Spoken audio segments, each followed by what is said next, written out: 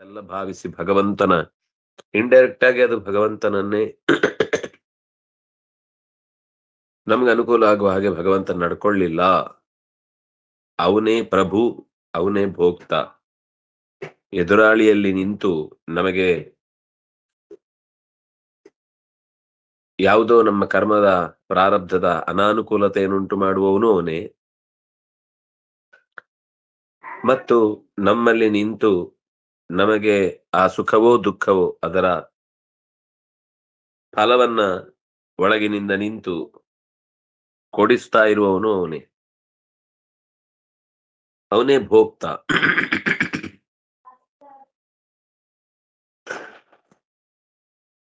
ಅವನಿಗೆ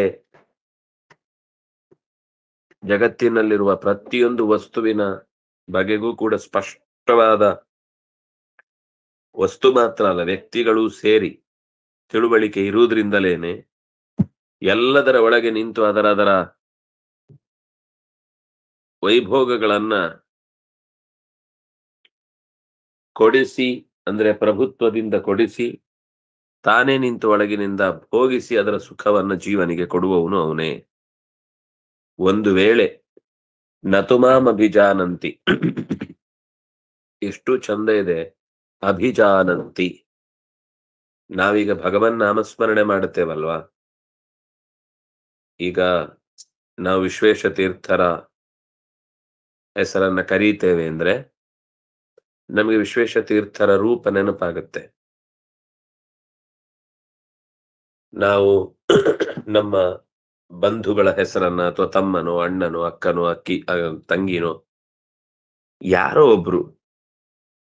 ಯಾರೋ ಒಬ್ಬರ ಹೆಸರನ್ನ ನಾವು ಕೂಗುವಾಗ ಅಥವಾ ಹೆಸರನ್ನ ಉಲ್ಲೇಖ ಮಾಡುವಾಗ ಆ ವ್ಯಕ್ತಿಯ ರೂಪ ಮೊದಲು ತಲೆ ಒಳಗ್ ಬರುತ್ತೆ. ಆಮೇಲೆನೆ ನಾವು ಆ ಹೆಸರನ್ನ ಗಟ್ಟಿಯಾಗಿ ಹೇಳ್ತಾ ಹೋಗುದು. ಈಗ ವಿಶ್ವೇಶ ತೀರ್ಥರ ಬಗ್ಗೆ ನಾನು ಮಾತಾಡ್ತೇನೆ ಅಂದ್ರೆ ನನಗೆ ಅವರ ಚಲನವಲನ ಎಲ್ಲ ನನ್ನ ತಲೆಯಲ್ಲಿ ಗಟ್ಟಿಯಾಗಿ ಕೂತಿದೆ. ಹಾಗೆ ನಾನು ಅವರ ಬಗ್ಗೆ ಗೊತ್ತೇ ಇಲ್ಲದೆ ಮಾತಾಡ್ತೇನೆ ಅಂದ್ರೆ ಮಾತಾಡೋರಿದ್ದಾರೆ. ಎಷ್ಟೋ ಸರ್ತಿ ನಾವು ಅಂತ ಒಂದು ಕೆಟ್ಟ ಸನ್ನಿವೇಶಗಳನ್ನು ಕಾಣುವುದೂ ಇದೆ. ಆಚಾರ್ಯರನ್ನ ಒಂದೇ ಒಂದು ಬಾರಿ ಓದಿಕೊಳ್ಳದವರು ಆಚಾರ್ಯರು ಅಂದ್ರೆ ಹಾಗೆ, ಆಚಾರ್ಯರು ಅಂದ್ರೆ ಹೀಗೆ ಅಂತ ಮಾತಾಡುವವರಿದ್ದಾರೆ. ಅದು ಎಲ್ಲ ಕಾಲದಲ್ಲೂ ಇರುವಂಥದ್ದೇ. ಈಗ ಪ್ರತಿಮೆ ಎರಡು ತರ, ಒಂದು ಗ್ರಂಥಗಳ ಮೂಲಕ, ಒಂದು ನಮ್ಮ ಕಣ್ಣ ಮುಂದೆ ಅವರ ಒಡನಾಟ ಓಡಾಟದ ಮೂಲಕ. ಗ್ರಂಥದ ಮೂಲಕವೂ ಕೂಡ ಭುಜಗ ಭೂಗಾಭ ಮುದ್ಯಮ್ಯ ಹೃದಯಂ ನಿಜ ಭುಜಂ ದಕ್ಷಿಣಂ ಲಕ್ಷಣಾಢ್ಯಂ ಲಲಿತ ಮುದ್ರಿಕ್ತ ವಿಜ್ಞಾನ ಮುದ್ರಂ ಭಜ ಭಜ ಅನಂತಮಿತ್ಯಾಲಪಂತಂ ಪ್ರಣತವಾನ್ ಪ್ರಾಣಿನಾಂ ಪ್ರಾಣಭೂತಂ ಪ್ರಣತ ವಿಪ್ರೀಣಯೇ ಪೂರ್ಣಬೋಧಂ. ಈ ಸಾಲಿಗಿಂತ ಚಂದ ಇನ್ನಾವ ಮಾತು ಆಚಾರ್ಯ ಮಧ್ವರನ್ನ ಪರಿಚಯಿಸ್ಲಿಕ್ಕೆ ಸಾಧ್ಯ. ಒಂದು ಕೈಯಲ್ಲಿ ಜ್ಞಾನ ಮುದ್ರೆ, ಎಡದ ಕೈಯಲ್ಲಿ ಅಭಯ ಮುದ್ರೆ.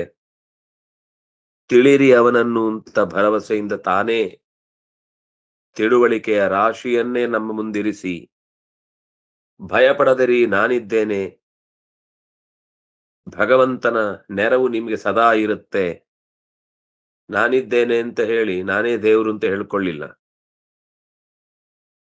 ನಾನು ದಾಸ, ಭಗವಂತ ಈಶ ಅನ್ನುವ ಅಭಿಮುಖವಾದ ಚಿಂತನೆ. ಏತು ಮಾಂ ಅಭಿಜಾನಂತಿ, ಭಗವಂತ ನಮ್ಗೆ ಅಭಿಮುಖವಾಗಿ ಯಾವಾಗ್ಲೂ ಇರ್ತಾನೆ.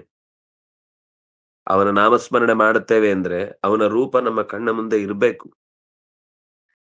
ನಾವು ಕೃಷ್ಣ ಅಂತ ಚಿಂತಿಸ್ತೇವೆ ಅಂತಂದ್ರೆ ಪ್ರಾಕೃತವಾದ ಶರೀರ ಅವನಿಗಿಲ್ಲ ಅಂತಾನು ಗೊತ್ತಿರಬೇಕು. ಅಭಿಜಾನಂತಿ ಅಂದ್ರೆ ಶಾಸ್ತ್ರದ ಅಭಿಪ್ರಾಯ ಅವನನ್ನ ಹೇಗೆ ತಿಳಿಸುತ್ತೋ ಹಾಗೇನೆ ಅವನನ್ನ ತಿಳ್ಕೊಳ್ಬೇಕು. ಒಂದ್ ಸ್ವಾರಸ್ಯ ಏನು ಅಂದ್ರೆ, ದೇವರ ನಾಮಸ್ಮರಣೆ ಮಾಡುವಾಗ ಅವನು ಎಲ್ಲಿಂದಲೂ ಓಡಿ ಬರಬೇಕಾಗಿಲ್ಲ, ನಾಮದಲ್ಲೇ ಇದ್ದಾನೆ. ನಾಮದಲ್ಲೇ ಇದ್ದು ನಾವು ಆ ನಾಮವನ್ನು ಹೇಳುವಾಗ ನಮ್ಮ ಮಾತಿನಲ್ಲೇ ಅವನು ಮೂಡಿದ್ದಾನೆ. ಈಗ ನಾವಾದ್ರೆ ಕರೆದ ಮೇಲೆ ಬರ್ಲಿಕ್ಕೆ ಅಷ್ಟು ದೂರದಿಂದ ಬರ್ಬೇಕು ನಮಗೆ, ಯಾಕಂದ್ರೆ ನಾವು ಸರ್ವವ್ಯಾಪ್ತರಲ್ಲ. ಭಗವಂತ ಸರ್ವವ್ಯಾಪ್ತನಾದ್ರಿಂದ ಅವನು ನಾಮರೂಪಗಳಲ್ಲಿ ಎರಡೂ ಕಡೆ ಇದ್ದಾನೆ ಅನ್ನುವುದೇ ಅತ್ಯಂತ ಸುಂದರವಾದ ಒಂದು ಪ್ರಮೇಯವಾದ್ದರಿಂದ ನಾಮ ಹೇಳುವಾಗ ಅದಕ್ಕೆ ಅಭಿಮುಖವಾಗಿ ಅಲ್ಲೇ ಅವನ ರೂಪವೂ ಇದೆ. ನಾಮದಲ್ಲೇ ಇದ್ದಾನೆ, ಅದಕ್ಕೆ ತಕ್ಕ ಒಂದು ರೂಪವೂ ಅವನಿಗಿದೆ. ಅಂದ್ರೆ ನಮ್ಮ ಧ್ವನಿಯೇ ಅವನು ಅಂತಲ್ಲ, ಆ ಧ್ವನಿಯನ್ನು ಹೊರಡಿಸುವ ಒಳಗಿನ ಶಕ್ತಿಯಾಗಿ ಯಾವುದು ನಮಗೆ ಪ್ರೇರಣೆ ನೀಡಿತೋ ಅದು ಮಾತಿನಲ್ಲೂ ಹೊರಗೆ ಹೊಮ್ಮಿರುತ್ತೆ. ಅದರಿಂದಾಗಿ ಕರೆದ್ರೆ ಬರುವುದು ಅನ್ನುವುದು ನಮ್ಮ ಕಾರ್ಯ, ನಮ್ಮ ಲೋಕದ ಕಾರ್ಯ. ಅವನು ಕರೆಯುವಾಗ್ಲೇ ನಮ್ ಜೊತೆಗಿದ್ದಾನೆ, ನಮ್ಮಿಂದ ದೂರ ಇಲ್ಲ ಅವನು.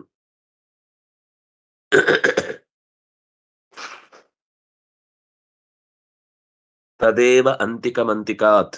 ಬಹುಶಃ ನಮ್ಗೆ ಹತ್ರ ಏನೋನು ಅವನು, ನಾವು ಆಮೇಲೆ ಸಿಗುದು ನಮ್ಗೆ. ನಮ್ಗಿಂತ ಮೊದಲು ನಮ್ಮನ್ನು ನೋಡುವವನು ಅವನು. ಆದ್ರಿಂದ ಅವನು ನಮಗೆ ಅಭಿಮುಖವಾಗಿ ಸದಾ ಇದ್ದಾನೆ. ಅವನ ರೂಪ ಚಿಂತನೆ ಮಾಡಬೇಕು. ಅವನ ನಾಮಸ್ಮರಣೆ ಮಾಡುತ್ತಾ ಇದ್ದೇವೆ ಎಂದಾಗ ಮಾಧವ, ಮಾ ವಿದ್ಯಾಭಿಮಾನಿನಿಯಾದ ರಮಾ, ಅವಳನ್ನ ಮಾ ಅಂತಾರೆ. ಧವ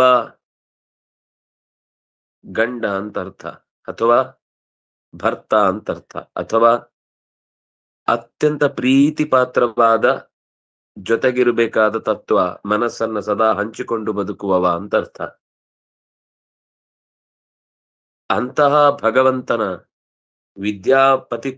ಪತಿತ್ವವನ್ನ ತಿಳಿಸುವ ನಾಮವಾಗಿ ಭಗವಂತನ ವಿದ್ಯಾಧಿದೇವತೆಯನ್ನ ಜೊತೆಗಿಟ್ಟುಕೊಂಡು ನಿಂತವ, ಸಕಲ ವೇದ ಪ್ರತಿಪಾದ್ಯನಾದವ. ರಮ ಅಂದ್ರೆ ವೇದ, ಧವ ಅಂದ್ರೆ ಪ್ರತಿಪಾದ್ಯ, ವೇದ ಪ್ರತಿಪಾದ್ಯನಾದವನು ಅನ್ನುವ ಒಂದಂಶ ನಮಗೆ ನೆನಪಾಗಬೇಕು. ಮಾಧವ ಅಂದ್ರೆ ಮಧು ವಂಶದಲ್ಲಿ ಬಂದವ ಅನ್ನುವುದು ಒಂದು ಅರ್ಥ ಇದ್ದು ಕೃಷ್ಣನೇ ನೆನಪಾದ್ರೂ ತಪ್ಪಿಲ್ಲ. ಅದರ ಗುಣಧರ್ಮಗಳ ಸಣ್ಣ ಎಳೆಯನ್ನಾದ್ರೂ ಕೂಡ ನೆನಪಿಸಿಕೊಳ್ಳುವ ಹಾಗೆ ನಾಮಗಳ ಉಚ್ಚಾರಣೆ ಆದಾಗ ಭಗವಂತ ಅಲ್ಲಿ ಇಲ್ಲದೆ ಹೋಗ್ಲಿಕ್ಕೆ ಸಾಧ್ಯವೇ ಇಲ್ಲ. ಏನೂ ಅರ್ಥ ಗೊತ್ತಿಲ್ಲದೆ ಹೇಳಿದಾಗ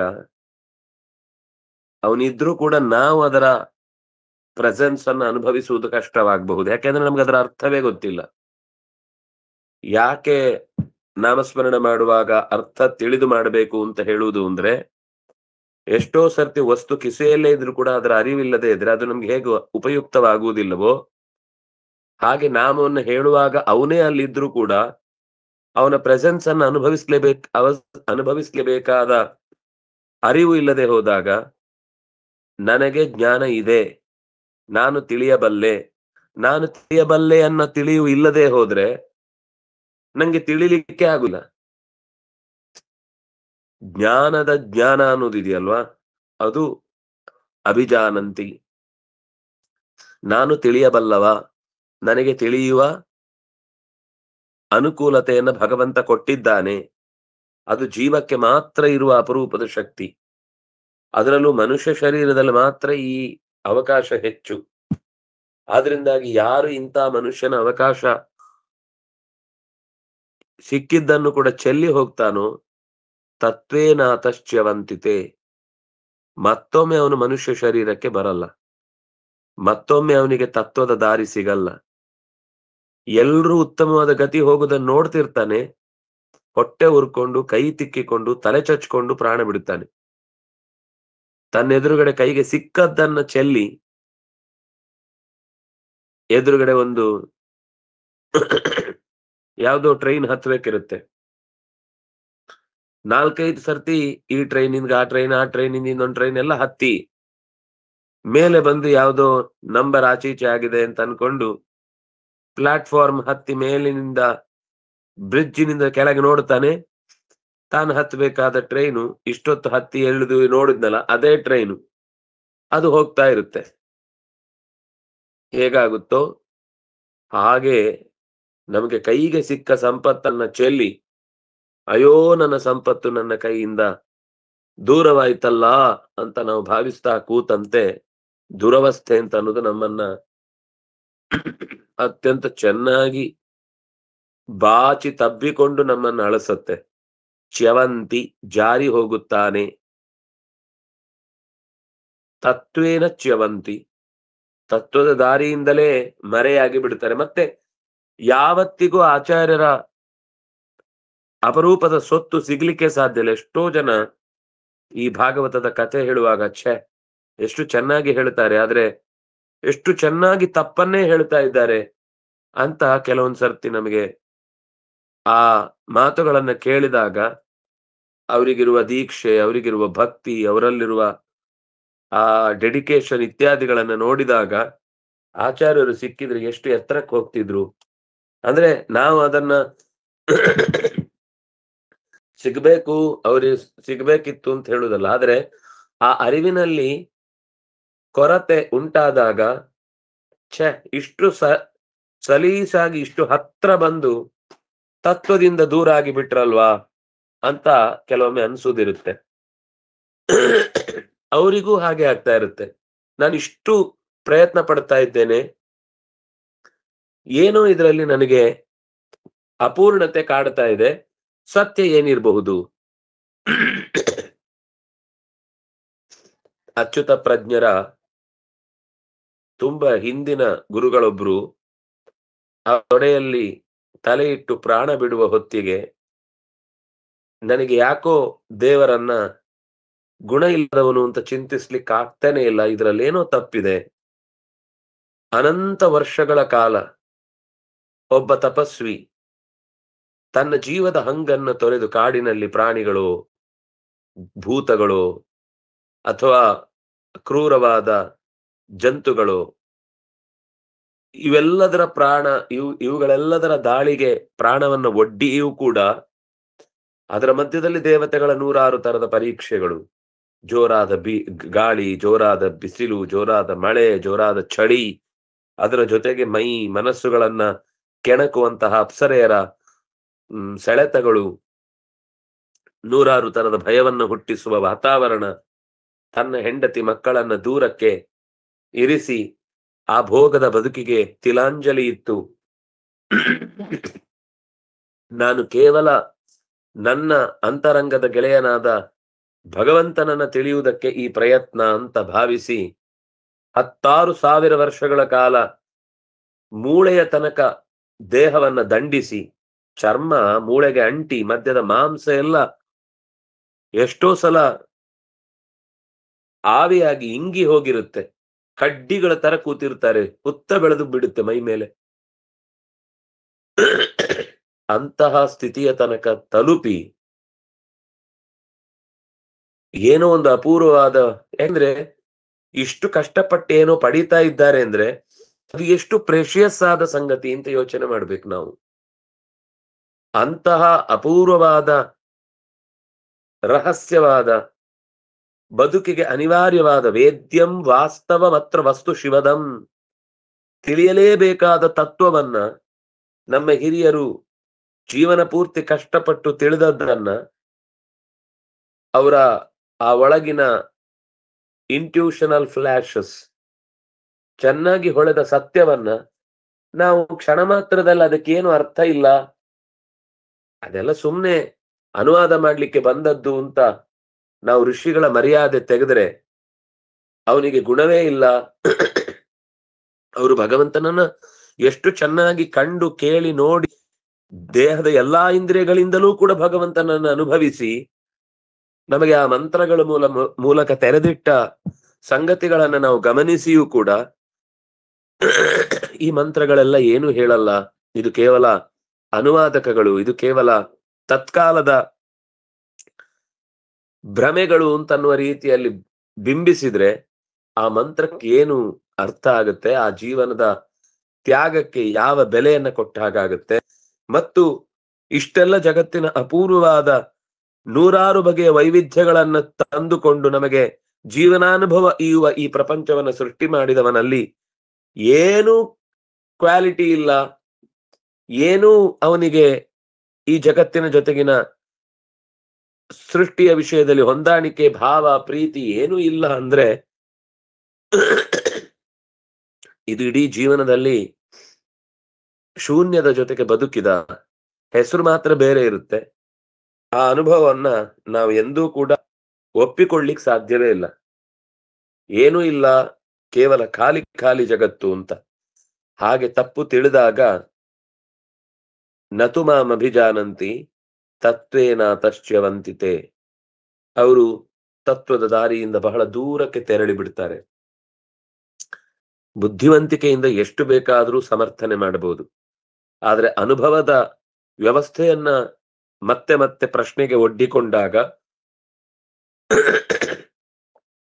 ಅವನ ಹೊರತಾಗಿ ಈ ಜಗತ್ತಿನಲ್ಲಿ ಯಾವ ಕಾರ್ಯಭಾರವೂ ನಡೆಯುವುದಿಲ್ಲ.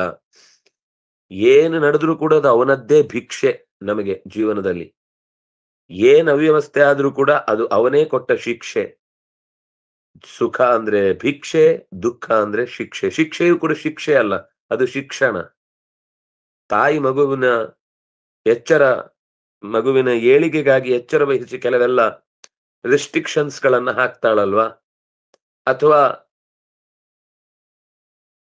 ಇನ್ನೊಮ್ಮೆ ಆ ತಪ್ಪು ಮಾಡಬಾರದು ಅಂತ ಕೆಲವು ವಿಭೀಷಿಕೆಗಳನ್ನ, ಅಂದ್ರೆ ತಟ್ಟಿರಾಯನನ್ನ ನಿಲ್ಲಿಸಿ ಅಲ್ಲಿ ಹೋಗ್ಬಿಡೋ ಅಂತ ದೂರ ಇಡುತ್ತಾಳೆ. ಅಂದ್ರೆ ಆ ಸಂಪರ್ಕವೇ ಬಾರದಂತೆ ನಮ್ಮನ್ನ ದಾರಿ ತಪ್ಪಿಸ್ತಾ ಇದ್ದಾಳೆ ಅಂತ ನಮಗೆ ಮೇಲ್ನೋಟಕ್ಕೆ ಅನ್ನಿಸಿದ್ರು ಕೂಡ ಆ ಕಾಳಜಿಯಿಂದ ನಂತರ ಕಂಡ ಪರಿಣಾಮ ಯಾವುದೋ ಒಂದು ಸತ್ಯವಾದ ಸಂಗತಿಯನ್ನ ನಾವು ಕಳೆದುಕೊಂಡೆವು ಅನ್ನುವ ಸ್ಥಿತಿಗೆ ಬರುತ್ತೆ. ಅಷ್ಟೊತ್ತಿಗೆ ತತ್ವ ಆ ಒಳಗಿನಿಂದ ಜೀವದ ಬಯಕೆ ಪ್ರಾಮಾಣಿಕವಾಗಿದ್ರೆ ಮತ್ತು ಅದಕ್ಕೋಸ್ಕರ ಏನನ್ನು ಬೇಕಾದರೂ ನಾನು ಬಿಡ್ತೇನೆ ಅಂತನ್ನುವ ದೃಢವಾದ ಅಚಲವಾದ ವಿಶ್ವಾಸ ಒಳಗಿನಿಂದಲೇ ಬಂತು ಅಂತಾದ್ರೆ ದೇವರು ಉಳಿದದ್ದು ಎಲ್ಲ ಅಡೆತಡೆಗಳನ್ನ ಪಕ್ಕಕ್ಕೆ ಇರಿಸಿ, ಎಂಥ ಕೃತ್ಯ ಪ್ರಯೋಗ ಇರಲಿ, ಎಂಥ ದುಷ್ಟ ಗ್ರಹ ದೋಷಗಳೇ ಬರಲಿ, ಅಥವಾ ಏನೇನೇ ಪ್ರಯೋಗಗಳೇ ಇರಲಿ, ಇದೆಲ್ಲವನ್ನು ಪಕ್ಕಕ್ಕೆ ಸರಿಸಿ ತನ್ನ ಕಾಲಬುಡಕ್ಕೆ ತಂದುಕೊಂಡು ಆತನನ್ನ ತೊಡೆಯ ಮೇಲೆ ಕೂರಿಸಿಕೊಂಡು ಉದ್ಧಾರ ಮಾಡುವಂತಹ ದೊಡ್ಡ ಕರುಣಾಶಾಲಿ ಭಗವಂತ.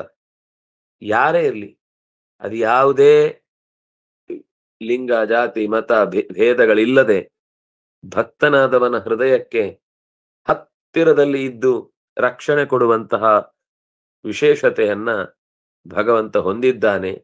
ಅದು ನಮಗೆ ನಂಬಿಕೆ ಬರಬೇಕು. ಅವನ ಅಡಿಯಾಳಾಗಿ ನಾವು ಎಂದೂ ಕೂಡ ಅಸುರಕ್ಷಿತರು ಅನ್ನುವ ಭಾವ ಬೇಕಿಲ್ಲ. ಅಲ್ಲೂ ಏನೋ ಒಂದೆರಡು ಕ್ಷಣ ನಮ್ಮನ್ನ ಪರೀಕ್ಷಿಸುವಂತ ಪ್ರಸಂಗ ಬಂದಾಗ್ಲೂ ಅವನೇ ನಮ್ಮ ಬದುಕಿನ ಉಸಿರು ಅಂತ ಗಾಢವಾಗಿ ನಾವು ಅವನನ್ನ ಒಪ್ಪಿದ್ರೆ ಸರ್ವ ಯಜ್ಞಗಳು, ನೂರಾರು ಬಗೆಯ ಯಜ್ಞಗಳಿವೆ. ಅದು ಸ್ವಾಧ್ಯಾಯ ಇರಬಹುದು, ಜ್ಞಾನ ಯಜ್ಞ ಇರಬಹುದು, ಯೋಗ ಯಜ್ಞ ಇರಬಹುದು, ಕರ್ಮ ಯಜ್ಞ ಇರಬಹುದು, ದ್ರವ್ಯ ಯಜ್ಞ ಇರಬಹುದು. ನಮಗೆ ನಾವೇ ಎಷ್ಟು ಸಾಧ್ಯವೋ ಅಷ್ಟು ಓದಿಕೊಳ್ಳುವ ಸ್ವಾಧ್ಯಾಯ ಯಜ್ಞ ಇರಬಹುದು. ನಮಗೆ ತಿಳಿದದ್ದನ್ನು ನಮ್ಮ ಬಂಧುಗಳ ಜೊತೆಗೆ, ಮಿತ್ರರ ಜೊತೆಗೆ, ಮಕ್ಕಳ ಜೊತೆಗೆ, ಶಿಷ್ಯರ ಜೊತೆಗೆ ಹಂಚಿಕೊಳ್ಳುವಂತಹ ಜ್ಞಾನ ಯಜ್ಞ ಇರಬಹುದು. ಹೀಗೆ ನೂರಾರು ಬಗೆಯ ಜ್ಞಾನ ವೈರಾಗ್ಯಗಳ ಮುಖಗಳನ್ನ ಭಗವತ್ ಪರವಾಗಿ ಚಿಂತಿಸುವ ಎಚ್ಚರಿಕೆ ನಮಗೆ ಭಗವಂತ ಕೊಟ್ರೆ ನಾವು ಅವನನ್ನ ಜಾನೀಮಃ.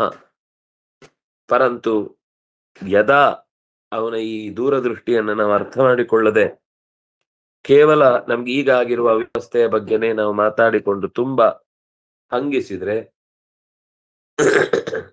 ಅಥವಾ ಅದರ ಬಗ್ಗೆ ನಾವು ತಿರಸ್ಕಾರದ ಭಾವ ತಾಳಿದ್ರೆ, ಅಥವಾ ಆ ವಿಷಯದಲ್ಲಿರುವ ಅವರ ಕಾಳಜಿಯನ್ನು ನಾವು ಲೆಕ್ಕಕ್ಕೆ ತೆಗೆದುಕೊಳ್ಳದೆ ಹೋದ್ರೆ, ಆಗ ನಾವೇ ತತ್ವದ ದಾರಿಯಿಂದ ಬಿದ್ದು ಹೋಗ್ಬೇಕಾಗತ್ತೆ.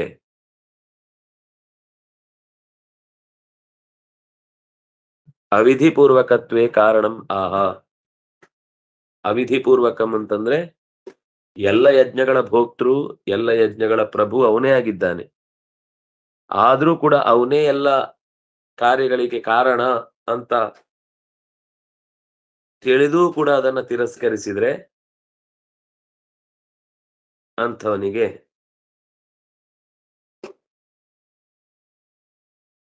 ತಿರುಗಾಟದ ದಾರಿ ಕಟ್ಟಿಟ್ಟ ಬುತ್ತಿ.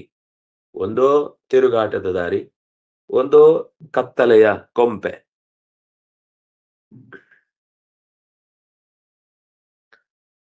ಅವರು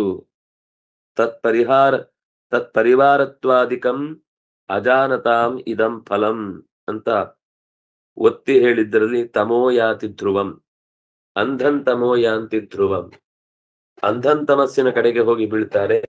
ಮತ್ತೆ ಭಗವಂತನನ್ನ ಪಡೆಯುವ ಯೋಚನೆ ಬಿಡಿ, ಕೊಟ್ಟರೂ ತೆಗೆದುಕೊಳ್ಳುವಷ್ಟು ಅವರಿಗೆ ತಾಳ್ಮೆ ಅಥವಾ ಏಕಾಗ್ರತೆ ಅಥವಾ ಅದರ ಬಗೆಗಿನ ಆಸ್ಥೆ ಉಳಿಯದೇ ಹೋಗುತ್ತೆ. ಇದು ನಾವು ಎಚ್ಚರದಲ್ಲಿ ಇಟ್ಟುಕೊಳ್ಬೇಕಾದ ಸಂಗತಿ. ಯಾಂತಿ ದೇವೋ ವ್ರತಾ ದೇವಾನ್ ಪಿತೃನ್ಯಾಂತಿ ಪಿತೃವ್ರತಾಃ ಭೂತಾನಿ ಯಾಂತಿ ಭೂತೇಜ್ಯಾಃ ಯಾಂತಿ ಮದ್ಯಾಜಿನೋಪಿ ಮಾಂ.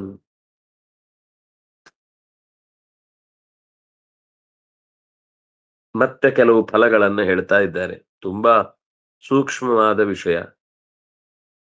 ಫಲವನ್ನ ಬಿಡಿಸಿ ಹೇಳ್ತದೆ. ಯಾಂತಿ ದೇವವ್ರತ ದೇವಾನ್,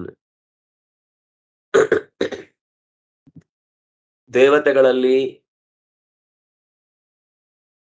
ಎತ್ತರದ ಭಾವವನ್ನ ಹೊಂದಿ ಅವರಲ್ಲೇ ಅನನ್ಯವಾದ ಪ್ರೀತಿ ಇಟ್ಟು ಭಜಿಸಿದ್ರೆ ಆಯಾ ದೇವತೆಗಳ ಲೋಕವನ್ನು ಹೋಗಿ ಸೇರುತ್ತಾರೆ.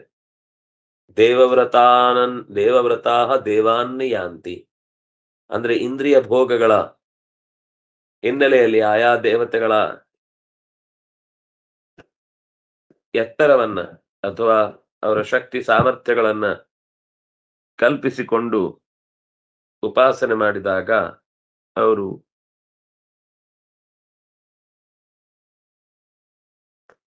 ಆಯಾ ಲೋಕಗಳಿಗೆ ತೆರಳುತ್ತಾರೆ, ಆಯಾ ದೇವತೆಗಳ ಲೋಕಕ್ಕೆ ತೆರಳುತ್ತಾರೆ. ಪಿತೃನ್ಯಾಂತೆ ಪಿತೃವ್ರತಾಹ, ಕೆಲವರಿಗೆ ದೇವತಾ ಕಾರ್ಯಗಳಲ್ಲಿ ಇರುವುದಕ್ಕಿಂತ ಹೆಚ್ಚು ಶ್ರದ್ಧೆ ಈ ಪಿತೃ ಕಾರ್ಯಗಳಲ್ಲಿ, ಶ್ರಾದ್ದ ಇರ್ಬೋದು, ವೈಕುಂಠ ಇರ್ಬೋದು, ಅಥವಾ ತರ್ಪಣಾದಿ ಕರ್ಮಗಳಿರ್ಬೋದು, ಇಂಥ ವಿಷಯದಲ್ಲಿ ಹೆಚ್ಚು ಶ್ರದ್ಧೆಯನ್ನು ವಹಿಸುವುದನ್ನು ನಾವು ನೋಡ್ತೇವೆ.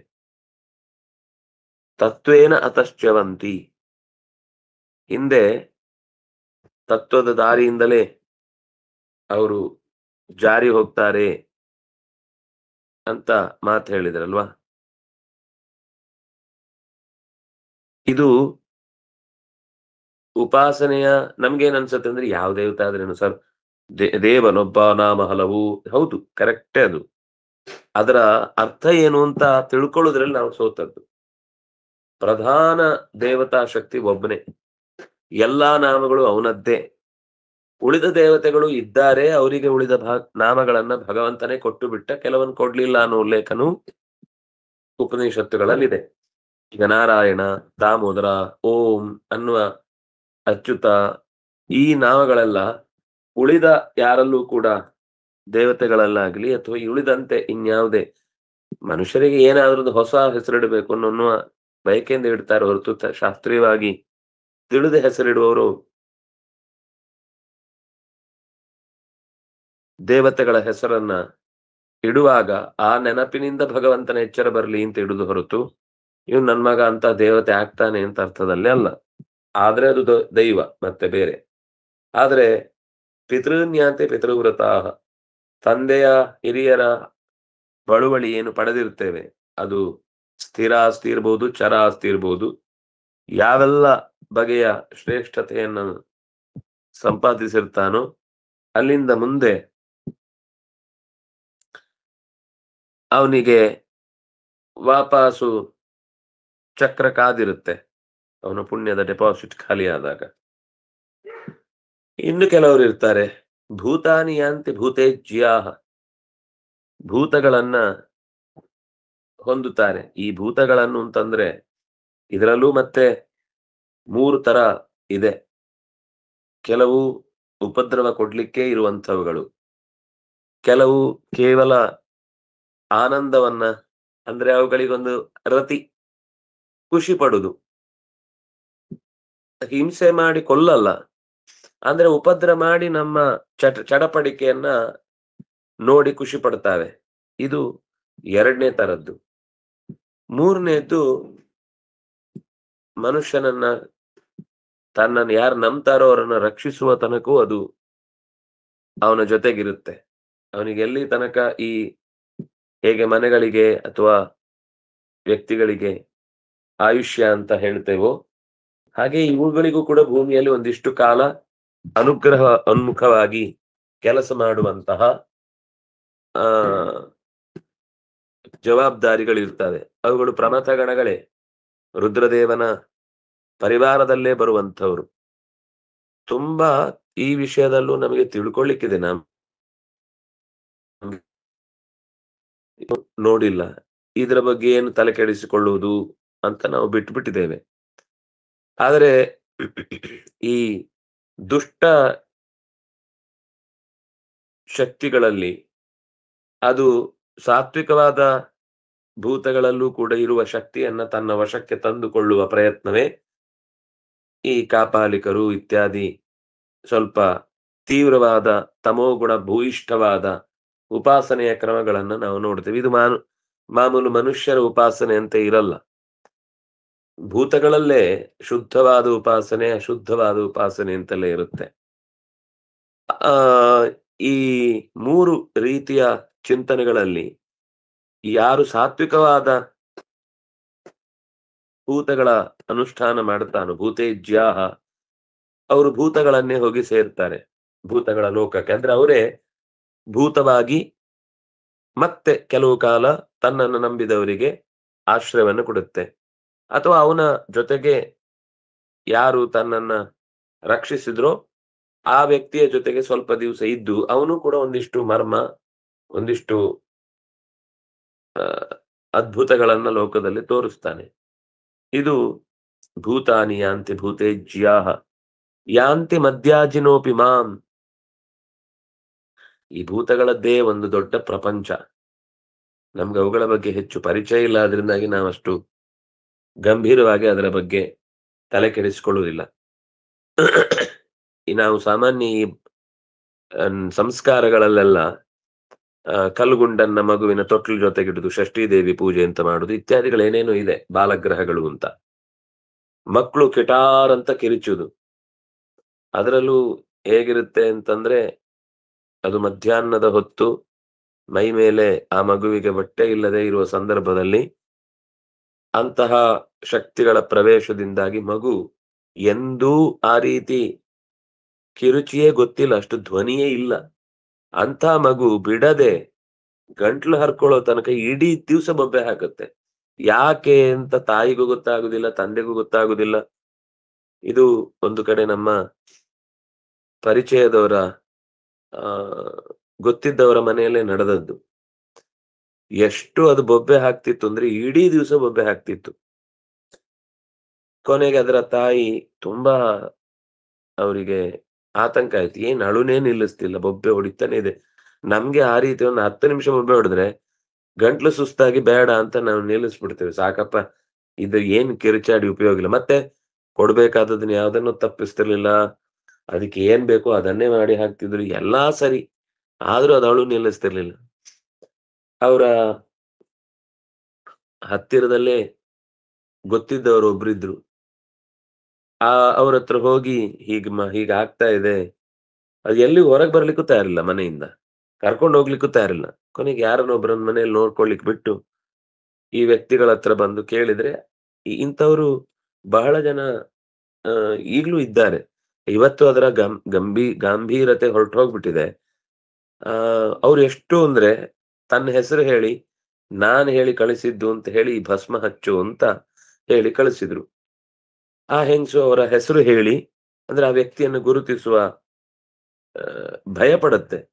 ಅವರು ಅದಕ್ಕೆ ಎಲ್ಲ ಮಂತ್ರವಾದ ಅಂತ ಹೇಳ್ತಾರೆ. ಅಂದ್ರೆ ಒಳ್ಳೆ ರೀತಿಯಿಂದ ಮಾಡುವಂಥದ್ದು, ತೊಂದರೆ ಆಗದಂತೆ ತಡೆಯುವಂತಹ ಮಂತ್ರವಾದ. ಅದರಲ್ಲಿ 2-3 ತರ ಇದೆ. ಕೂಡ್ಲೆ ಆ ಹೆಸರು ಹೇಳಿ ಭಸ್ಮ ಹಚ್ಚಿದ್ರೆ ನೋಡ್ತಾ ಇದ್ದಾರೆ ಎಲ್ರು ಕೂಡ. ಎಲ್ಲಾ ಅಳು ನಿಂತು ಹೋಗಿ ಹಿಂದೆ ಅತ್ತದ್ದದು ಅಲ್ವೇ ಅಲ್ಲ ಅನ್ನುವ ಹಾಗೆ ಸುಮ್ನಾಯ್ತು. ಆರಾಮಾಗಿ ಅಮ್ಮನ ಮಡಿಲಿಗೆ ಬಂದು, ಅಮ್ಮಯ್ಯ ನನ್ಗೆ ಹಸಿವಾಗ್ತಿದೆ, ನಂಗೆ ಅದು ಬೇಕು ಇದು ಬೇಕು ಅಂತ ನಕ್ಕು ನಲಿದು ಆರಾಮಾಗಿ ಇದ್ದು ಬಿಡ್ತು. ಇಂಥದ್ದು ನೂರಾರು ಪ್ರಕರಣಗಳು ಒಂದು ಬಂದ್ಮೇಲೆ ಅದರ ಜೊತೆಗೆ ಒಂದು ಭೂತ ಶಕ್ತಿಗಳು ಇದ್ದೇ ಇರ್ತವೆ ಅಂತ. ಅದನ್ನ ಏನಾಗುತ್ತೆ ಅಂದ್ರೆ ನಮ್ಗೆ ಲೋಕದ ಫಲಗಳನ್ನ ಅವುಗಳು ಕೊಡುವುದನ್ನ ಗಮನಿಸಿದಾಗ ಕೆಲವೊಮ್ಮೆ ಅದೇ ನಮಗೆ ನಮ್ಮ ನೋವುಗಳಿಗೆ ಪರಿಹಾರ ಕೊಡುವಂತದ್ದು ಅಂತ ಅನ್ನಿಸಿದಾಗ ಮನುಷ್ಯ ಅದನ್ನ ಗಾಢವಾಗಿ ಹೆಚ್ಚು ಹೆಚ್ಚು ನಂಬ್ಲಿಕ್ಕೆ ಶುರು ಮಾಡ್ತಾನೆ. ಅಂದ್ರೆ ಇದು ಆ ಉಪಾಸನೆಯಲ್ಲಿ ಸಾತ್ವಿಕ ಅಲ್ಲದೆ ಹೋದ್ರೂ ಕೂಡ ಹಾನಿಕಾರಕ ಅಲ್ಲ ಅನ್ನುವ ರೀತಿಯಲ್ಲಿ ಅವುಗಳ ಉಪಕಾರವನ್ನ ಮನುಷ್ಯ ಅನುಭವಿಸ್ತಾನೆ. ಹಾಗೆ ಅನುಭವಿಸಿ ಅದನ್ನೇ ಪರಮ ಸತ್ಯ ಅಂತ ಭಾವಿಸಿ ಉಪಾಸನೆ ಮಾಡಿದ್ದರ ಫಲವಾಗಿ ಅವನು ಆ ಭೂತಗಳ ಯಾಂತಿ ಭೂತಾನಿ, ಒಂದೋ ಭೂತಗಳ ಗುಂಪಲ್ಲೇ ಸೇರ್ಕೊಳ್ತಾನೆ ಅಂತ ಒಬ್ಬ ಯೋಗ್ಯನಾಗಿದ್ರೆ. ಅಂದ್ರೆ ಈ ಶಿವನ ಆದೇಶದ ಮೇಲೆಗೆ ಅನೇಕ ಪ್ರಮಥ ಗಣಗಳ ವ್ಯಕ್ತಿತ್ವ ಭೂಮಿಯಲ್ಲಿ ಅನಾವರಣ ಆಗ್ತಾ ಇರುತ್ತೆ. ಅನಾರೋಗ್ಯವನ್ನು ಪರಿಹರಿಸಲಿಕ್ಕೆ, ರಾಜಕೀಯ ದುಸ್ಥಿತಿಯನ್ನ ಸರಿಗೊಳಿಸ್ಲಿಕ್ಕೆ. ಇದು ದೇವರ ಅವತಾರ ಹೇಗೋ ಹಾಗೆ ಈ ದೈವಗಳ ಅವತಾರವೂ ಕೂಡ ಇರುತ್ತೆ. ಅದೇ ವ್ಯಕ್ತಿ ಒಂದು ಕೆಲವು ಕಾಲ ಒಬ್ಬ ವ್ಯಕ್ತಿಯಾಗಿ ಕಂಡು ಶಕ್ತಿ ಮೂಲಕವಾಗಿ ಸಜ್ಜನರಿಗೆ ರಕ್ಷಣೆ ಕೊಟ್ಟು ಮತ್ತೆ ಏನೇ ಆದ್ರೂ ಮನುಷ್ಯ ಶರೀರ ಅಂತ ಬಂದ್ಮೇಲೆ ಅದೊಂದ್ ದಿವ್ಸ ನಷ್ಟವಾಗ್ಲೇಬೇಕಲ್ವಾ. ಹಾಗಾಗಿ ಆ ಶರೀರವನ್ನ ತೊರೆದು ಮತ್ತೊಂದು ಜಾಗದಲ್ಲಿ ಮತ್ತೊಂದು ರೀತಿಯ ಹೆಸರಿನಿಂದ ಅಥವಾ ಅದೇ ವ್ಯಕ್ತಿಯ ಮತ್ತೊಂದು ರೂಪಾಂತರದ ಜೊತೆಗೆ ಮನುಷ್ಯನಿಗೆ ಉಪಕಾರಕವಾದ ಕಾರ್ಯಗಳಲ್ಲಿ ತೊಡಗುವಂತದ್ದನ್ನ ನಾವು ನೋಡ್ತೇವೆ. ಮನುಷ್ಯ ಇಷ್ಟನ್ನೇ ನೋಡಿ ಕೆಲವೊಮ್ಮೆ ನಮ್ಗೆ ಆಶ್ಚರ್ಯ ಆಗುದೇನಂದ್ರೆ ಎಷ್ಟೆಷ್ಟೋ ವರ್ಷದ ಹಿಂದಿದ್ದೆಲ್ಲ ಕಥೆಯನ್ನ ಯಥಾವತ್ತಾಗಿ ಹೇಳಿ ಪರಿಹಾರವೇ ಆಗದೇ ಇದ್ದಂತಹ ರೀತಿಯ ಅತ್ಯಂತ ಕಠಿಣವಾದ ಸಮಸ್ಯೆಗಳೆಲ್ಲವೂ ಕೂಡ ಅಲ್ಲಿ ಪರಿಹಾರ ಆಗುವುದನ್ನು ನೋಡಿದ್ಮೇಲೆ ಮನುಷ್ಯನಿಗೆ ಇದಕ್ಕಿಂತ ಮಿಗಿಲಾದ ಮತ್ತೊಂದು ತತ್ವ ಯಾವುದೂ ಇಲ್ಲ, ನನಗೆ ಯಾವುದು ಬೇಡ ಅಂತ ಅನ್ನುವ ಸ್ಥಿತಿಗೆ ಬರ್ತಾನೆ.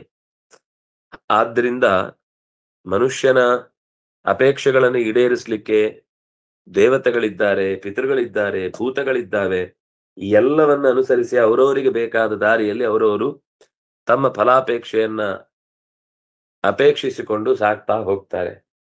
ಆದ್ರೆ ಅವರಲ್ಲೂ ನಿಂತು ಕೊಡೋನು ನಾನೇ ಅಂತ ಹಿಂದೆ ಹೇಳಿದ್ದ.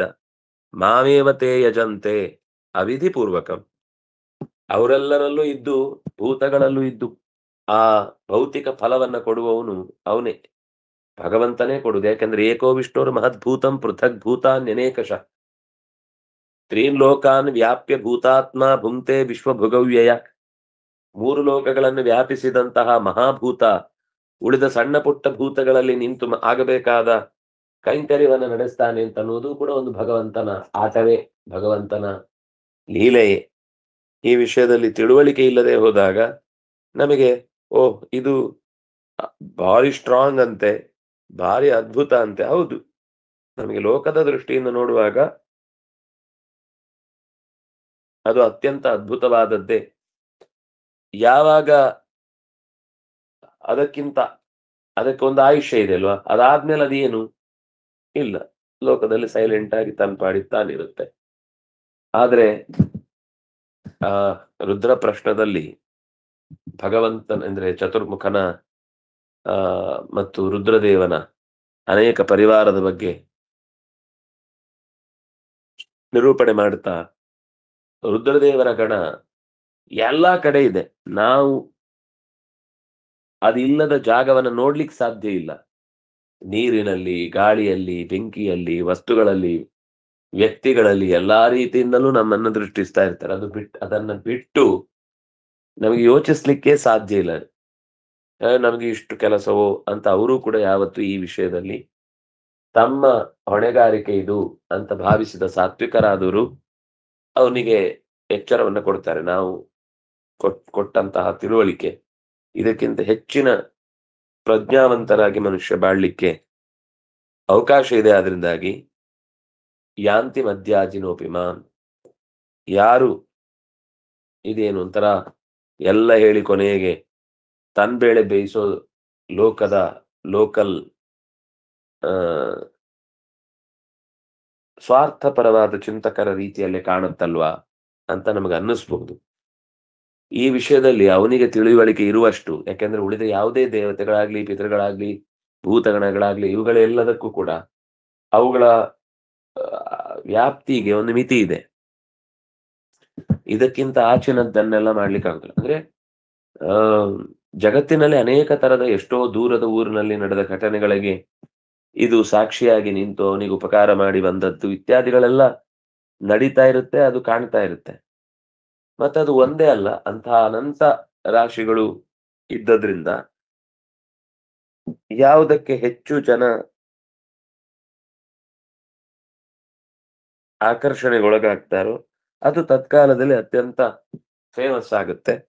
ಹಾಗೆಯೇ ಭಗವಂತ ಮಾತ್ರ ಅಷ್ಟು ಸುಲಭದಲ್ಲಿ ಯಾರಿಗೂ ಕಾಣಿಸಿಕೊಳ್ಳುವವನು ಅಲ್ಲ, ಯಾರಿಗೂ ತೇಲಿಸಿಕೊಡುವವನು ಅಲ್ಲ. ಆದ್ರಿಂದ ಸ್ವಲ್ಪ ಗುಟ್ಟಾಗಿ ಉಳಿದು ಬಿಡ್ತಾನೆ. ಯಾಂತಿ ಮಧ್ಯಾಜಿನೋಪಿ ಮಾಂ ಮಾಂ ಯಾಜಿನಃ ಯಾಂತಿ, ನನ್ನನ್ನು ಅನುಶ್ರಯಣ ಮಾಡಿದ, ನನ್ನನ್ನು ಆಶ್ರಯಿಸಿದ ಸಕಲ ಜೀವರಾಶಿಗಳನ್ನು ಕೂಡ ನಾನ್ ನೋಡ್ಕೊಳ್ತೇನೆ. ಯಾಕೆಂದ್ರೆ ಮಾಂ ಯಾಂತಿ, ಅವ್ರು ನನ್ನನ್ನು ಬಂದು ಸೇರ್ತಾರೆ, ನನ್ನಲ್ಲಿ ಬಂದು ನೆಲೆಗೊಳ್ತಾರೆ. ನಾನು ಅವರಿಗೆ ಬೇಕಿರುವ ಜೀವನದ ಎಲ್ಲ ಸೌಖ್ಯಗಳನ್ನ, ಶಾಶ್ವತವಾದದ್ದನ್ನ, ಉಳಿದವುಗಳೆಲ್ಲ ಬಂದದ್ದೆಲ್ಲವೂ ಕೂಡ ಒಂದು ರೀತಿ ತತ್ಕಾಲದ ಯೋಚನೆಗಳಾದ್ರೆ ಭಗವಂತನಿಂದ ಲಭ್ಯವಾದದ್ದನ್ನ ಮತ್ತೆ ಮರಳಿ ಬೇರೆಯವರನ್ನ ಕೇಳಬೇಕಾದ ಅಗತ್ಯ ಇಲ್ಲ. ಮತ್ತೆ ಬೇರೆಯವರು ಅದನ್ನು ಕಸಿದುಕೊಂಡು ಇಳಿಗಿಷ್ಟೇ ಕೊಟ್ರು ಅಂತ, ದೇವರು ಕೊಟ್ರು ಪೂಜಾರಿ ಬಿಡ ಅಂತ ತಡೀಲಿಕ್ಕೆ ಸಾಧ್ಯ ಇಲ್ಲ. ಅವನು ಕೊಟ್ರೆ ಅದು ಶಾಶ್ವತ, ಅದು ಸತ್ಯ, ಅದು ನಿತ್ಯ, ಅದು ದೀರ್ಘ, ಅದು ಪ್ರಾಮಾಣಿಕ.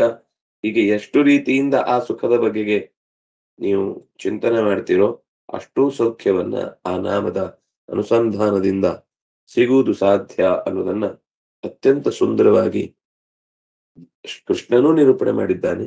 ಇದಕ್ಕಿನ್ನೂ ಒಂಚೂರು ಮುಖ ಚಿಂತನೆ ಇದೆ. ಅದನ್ನು ಮತ್ತೆ ನಾಳೆಯ ಅನುಸಂಧಾನದಲ್ಲಿ ನೋಡೋಣ ಅಂತ ಹೇಳ್ತಾ, ಕಾಯೇನ ವಾಚ ಮನಸೇಂದ್ರಿಯೈರ್ವಾ ಬುದ್ಧ್ಯಾತ್ಮನಾ ವಾ ಅನುಸೃತ ಸ್ವಭಾವ ಕರೋಮಿ ಯದ್ಯತ್ ಸಕಲಂ ಪರಸ್ಮೈ ನಾರಾಯಣಾಯೇತಿ ಸಮರ್ಪಯಾಮಿ. ತಪಸ್ವಿನೋ ದಾನಪರಾಯಶಸ್ವಿನೋ ಮನಸ್ವಿನೋ ಮಂತ್ರವಿದಃ ಸುಮಂಗಲಾಃ ಕ್ಷೇಮಂ ನ ವಿಂದಂತಿ ವಿನಾಯ ದರ್ಪಣಂ ತಸ್ಮೈ ಸುಭದ್ರ ಶ್ರವಸೇ ನಮೋ ನಮಃ. ಶ್ರೀಕೃಷ್ಣಾರ್ಪಿತಮಸ್ತು.